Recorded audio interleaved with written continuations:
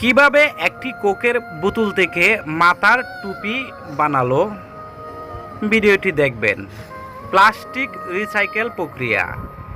একটি সাধারণ কোকের বোতল থেকে মাথার টুপি বানালো এই লোকটি।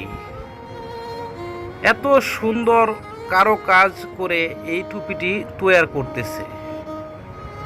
মানে আমি একটি জিনিস বুঝি না, মানুষের মাথায় এত বুদ্ধি আল্লাহ রাব্বুল আলামিন দিয়ে রেখেছে, শুধু একটু কষ্ট করে বুদ্ধিটি প্রয়োগ করলেই একটি ভালো টুপি তৈরি করা যায়। আমি তো অবাক বন্ধুরা, আমি জানি আপনারা এই ভিডিওটি দেখলে আপনারা অবাক হয়ে যাবেন। এত সুন্দর কাজ দেখেন, একটার পর একটা কত দ্রুততার সাথে একটি টুপি তৈরি করলো এই লোকটির জন্য। ধন্যবাদ সকলকেই।